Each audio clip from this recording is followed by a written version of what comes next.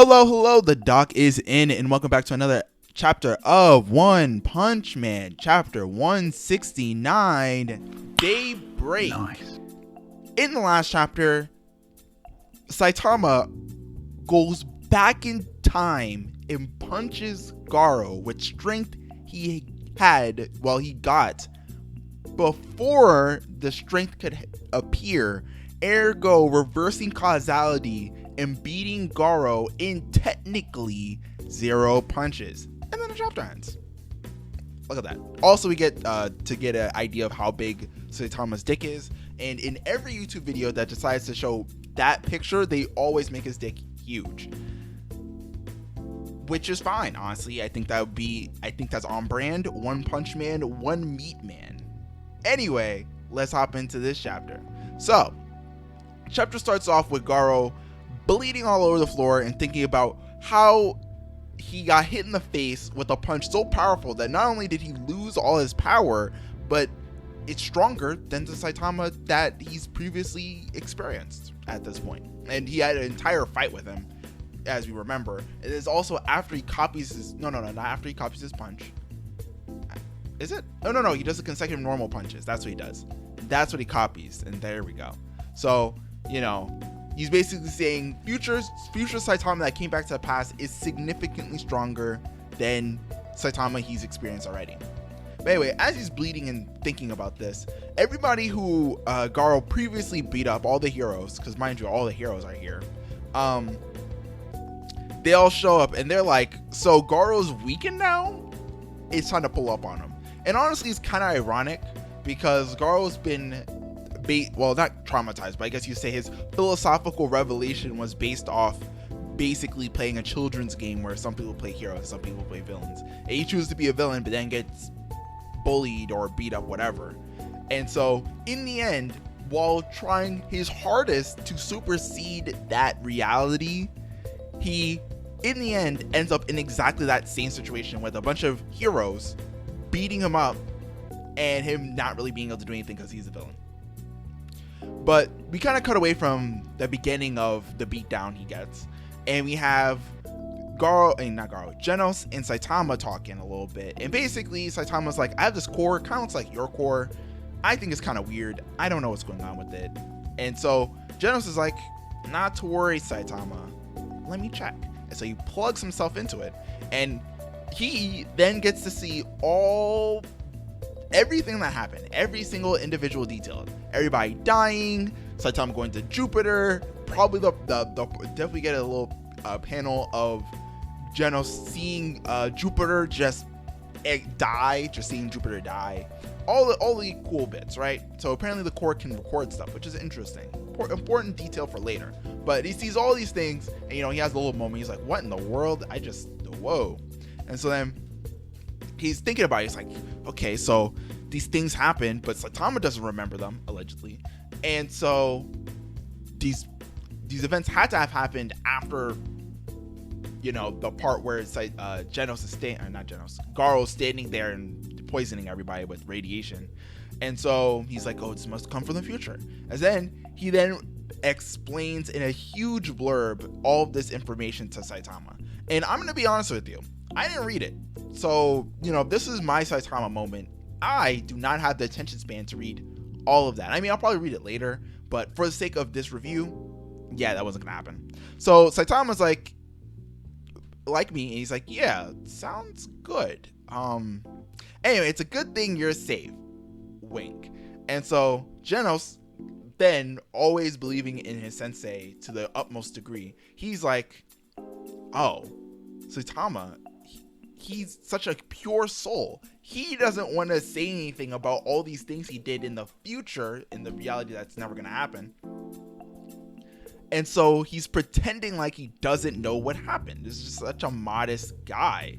And in reality, nope, Saitama just has no clue what happened, and honestly isn't bothered enough to listen to a word Genos just said. But you know what? They're the friendship, the camaraderie, the student sensei dynamic we have going on here is so adorable that I'm willing to overlook the fact that Saitama is basically me. So Genos is thinking about how, blah, blah, blah. It's really cool that Saitama is just such a cool guy, while kind of imposing certain aspects of personality onto him that currently aren't in play at the moment. And, we get a kind of a really sweet line from Genos. He's like, Saitama, you got here just in time. You really are a good hero. And, we had the instance with after Genos died and everything.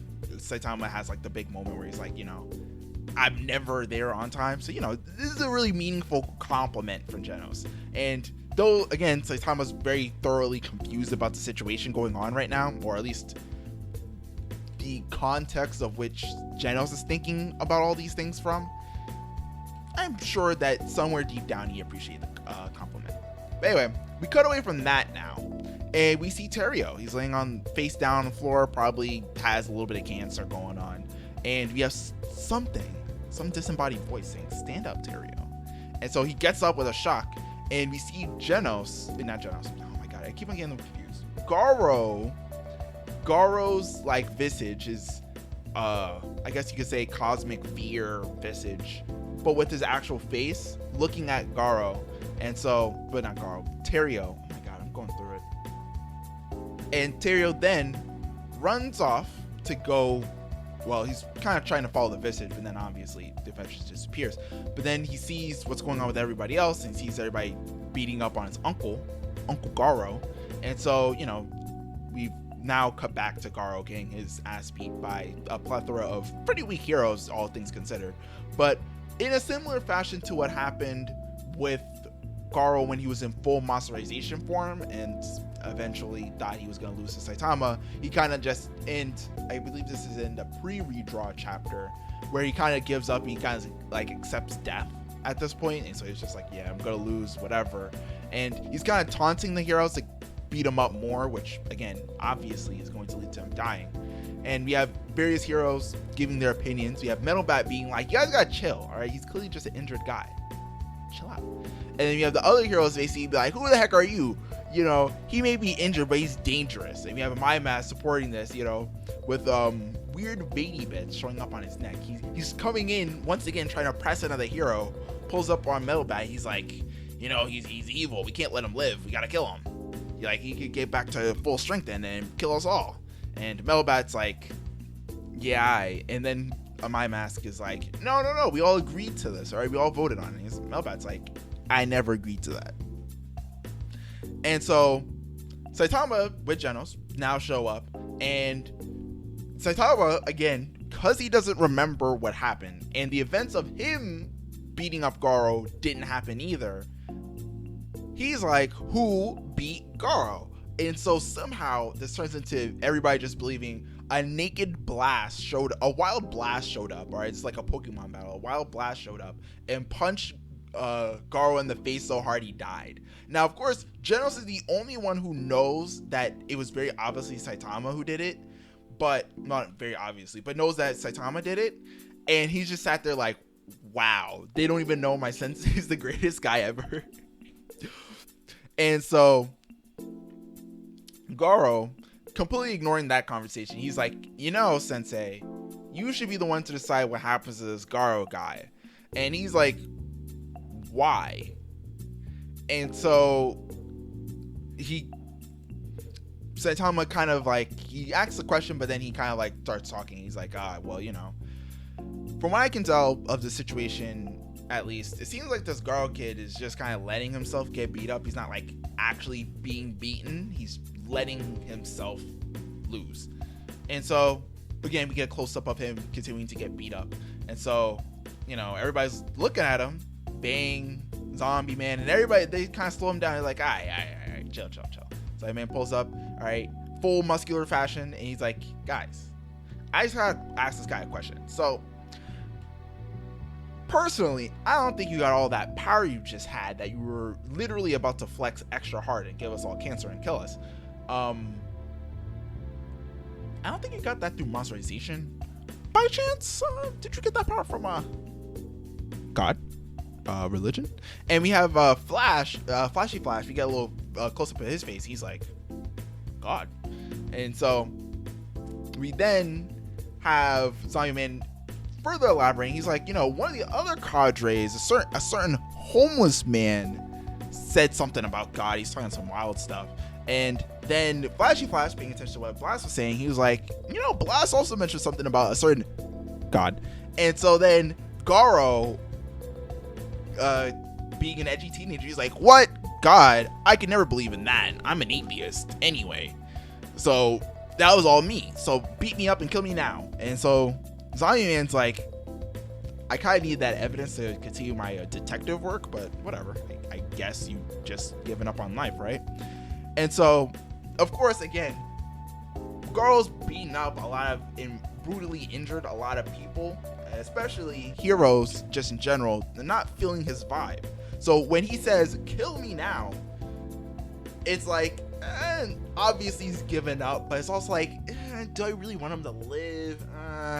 And my mess is like, I'm all here for the smoke. Let's execute him right now. He's about to come in and likely decapitate this guy.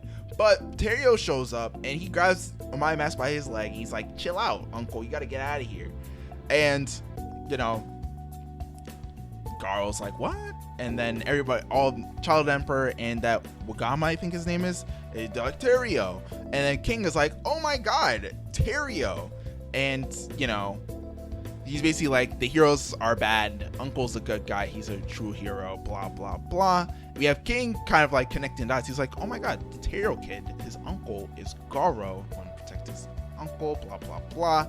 And so then we have Abaibas be extra fucking bloodlusted. He's like, oh, this monster, he must have convinced you to he must have tricked you or hypnotized you or something.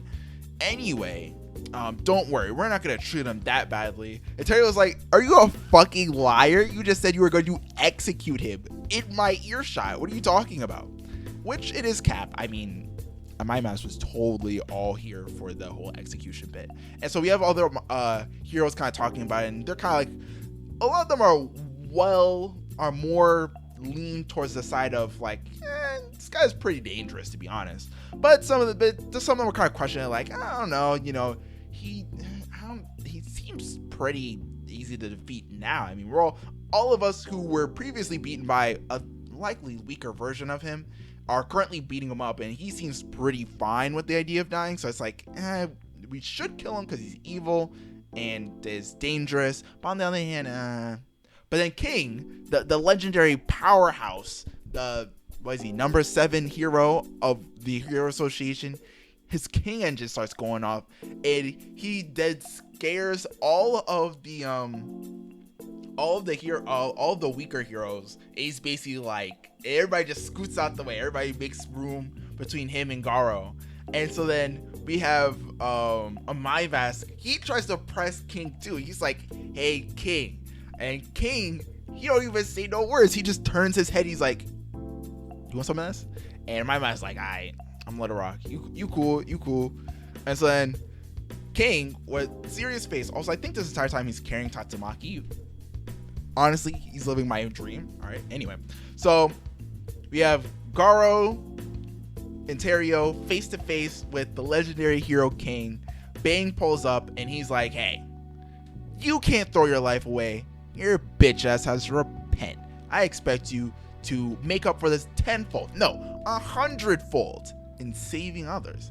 And Garo, he got his beat down, so he's like, fuck, I can't even talk shit right now.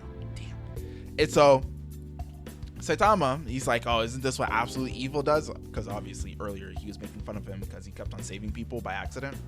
And so then in the end, Garo ends up kind of accepting his place, and he leaves.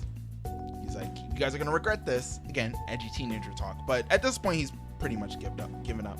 And Saitama even makes a point of saying, hey, you think I'm gonna regret it, but you saved my guy King in Genos, from Platinum Sperm, who was going to cum all over them with his platinum rings or whatever.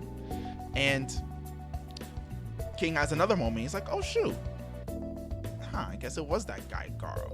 And so in the end, in edgy teen fashion, he then leaves in a whoosh, and doesn't say sorry or nothing. He doesn't like be like, fine, I'll repent or something. He's just kind of like, whatever, guys. You guys are ugly anyway, and leaves. He says you guys make me sick, but I feel like same vibes. And so he just leaves. My Mask is hella tight. He's like, by execution. And of course, I mean, there's nothing really anybody can do. And I mean, it's pretty clear that at this point we're kind of like we've all agreed to just let him rock, and everybody's kind of injured, or if they're not injured, they have no possibility of really stopping him. So it's kind of like, all right.